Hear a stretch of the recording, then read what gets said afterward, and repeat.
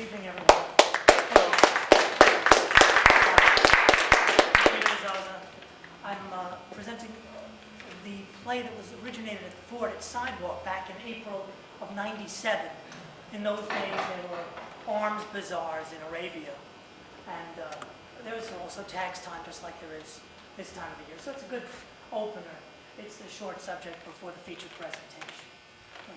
Rick Bray, Simona Shearson, Cheryl LaRosa, Sharon Foley, and Jeffrey Lewis in Shipping the Satellite.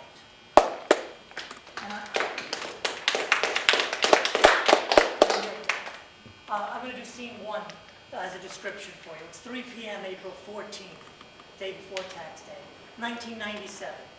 Lockheed Martin Airfield in New Mexico. Lighten up, Oscar. I'm on the brink of something great, and you own half of it. Look, Jason, stop work on the satellite. I'm paying you for defense work. You only jeopardize your financial security by forcing the aeronautics issue. I'm responsible for what you do here. What you do in your own time is your own business. And if you take my advice, you'll get a wife, preferably Asian. Settle down, raise a family, and enjoy life. Whatever turns you on, Jason, of course, but just so you understand. We're in the middle of a marketing event, and we only have 3 days before the feast of Eid al-Adha. We're entering a new era of aeronautics, Oscar, where the satellites we launch will be attractive satellites. It will be a crowning achievement. All right, leave it on the airfield. I'll finish up during the hours between the end of the workday and sunset. Jason? After I finish testing the pieces for the Abu Dhabi Defense Convention display booth. Good, good. That's what I want to hear. But if you don't get it by sunset, then you're off the job. Excuse me, I have to beat my accountant. Scene 2, 6 p.m., the same airfield. Out of the sunset comes the long, lone shadow of Puffinstuff, one of Oscar's adopted children from Belize. Hey, Jason. Puffinstuff, your father drives me crazy. I realize he needs attention, but that doesn't give him the right to jolt my merriment of invention with the excuse that he's paying me for my time. Why must he have bullion to cringe at the clampdown? Look at me. I'm on the verge of discovery, and no joy is finer. Okay, see you later. Wait, where are you going? Stay still. Let me see you. Ah, my groovy little friend. Nice makeover. Love your hair. You put me in mind of springtime. What's that on your jeans? A beeper. Not the beeper. It's almost like a stain on the side. What is that? On the back. There. Come here. Don't you feel it? It's moist. Yay! That's where Paul was leaning against me. Paul? Who's Paul? Oh, that boy from day school. He was getting me all worked up and then he just stopped and ran home. Oh, that's terrible. I hate that. He got me excited. Do you know anything about sexy things? A little? Go on the satellite and show me what you need. Say, how's your sister doing with her $16,000 Kama Sutra training? Scene 3, Oscar's executive office, 7 p.m. Can I root off this satellite? Yes, of course. It's after sunset and all work on it has stopped. It's loaded and ready for transport. You cannot have possession of it after the 15th. I know. I'm donating it to my 401c3 organization tonight. Then I will write off the satellite. Good. Scene 4, same office, 7:15. Paula, Yes, Oscar? words cannot describe what you have given me. No. Words cannot describe what you have given me. I'm talking about joy, Paula. Me too, it's great. Thank you. You needn't thank me. It is I who must. There must be some way to really thank you for showing me the joy of being loved. You're loved, Oscar. If you ever doubt that, call me. I will. I believe you. And do you believe me when I tell you how grateful I am? I believe you, Oscar, Why? because I respect what you say. Have I earned that respect? Other men in your position have already earned it for you. Did you obtain approval for my online TV proposal? I've been so preoccupied lately. You know, the Russians have a big booth at the Arabian Arms Convention. I realize it must be tremendously stressful for you. The Russians are learning how to market very effectively. They're selling antiquated technology, but their prices are flexible. I think the competition is serious. For a proper presentation, we need the cooperation of the Army, the Navy, and the Air Force.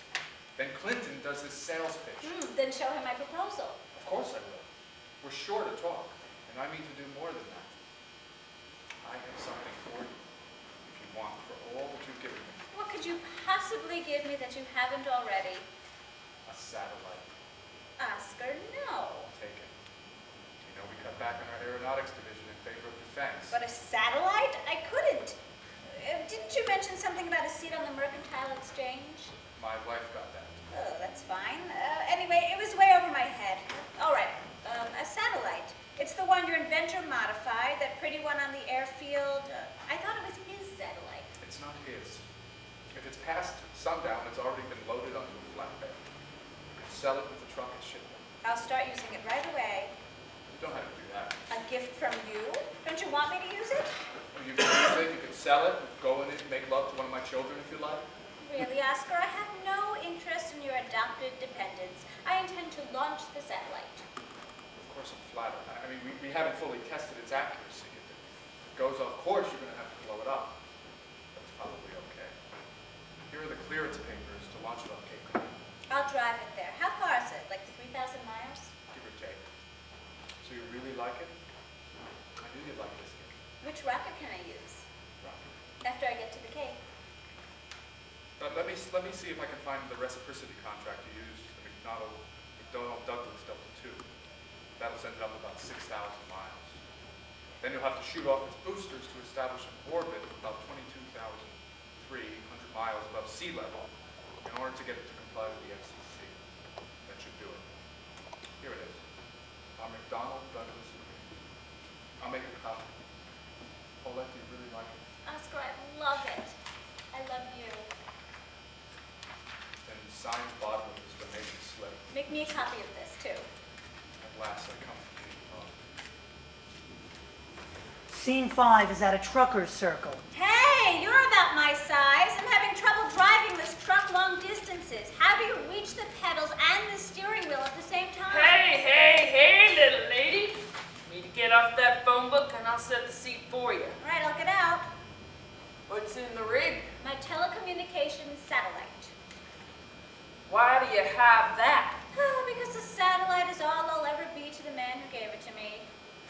Jesus, I got some refrigerators. Are you going to the Florida Keys? Yeah, follow me. We'll talk on the CB. This is their conversation on the CB. You know, that's a very attractive satellite. I know. It's almost too ostentatious for me. I prefer to be slightly repellent. That way people leave me alone. Do you really want that? Wouldn't you rather draw everyone towards you? Nah, I'm not like that. You're like me, isolated by choice. You can have people in your lives, but you don't have to be with them. All you have to do is send money home. You do, however, have to be with the load. That's why I got this job. While the world sleeps, I'm awake, watching. When the world's awake, I'm asleep, dreaming. Scene 7 at the McDonnell Douglas Delta II launch pad, Cape Canaveral. Did you ever think that there might be someone in that satellite? Why do you say that? I don't know, I just got this funny feeling. Well, I heard someone yelling when we pulled into the gas station. Hey, Shadow Man, hold on. We have to check something on the satellite. It's only a minute before blast off, better hurry up, let's check. Help! Who are you? Let us out! Jason, can't you let go of this thing? You think I'm crazy? They locked us in here. What are you doing with this satellite? We're gonna launch in 30 seconds. What? We would have died in there. You and your daughter were eaten by a satellite? Get What? this kid a soda. Hey, Shadow Man, go ahead. Lift off. Oh, beautiful. Wow. Hey, what's happening? A meteor shower is headed this way. That's just it. It's an attractive satellite. The meteors are going wild for it. The satellite attracts them. This was part of our plans for meteor deployment, but they wouldn't give me the time to finish it. The satellite attracts meteors, is bombarded, destroyed with a big bang, and a new planet forms. It's a new moon. It's beautiful. It just keeps getting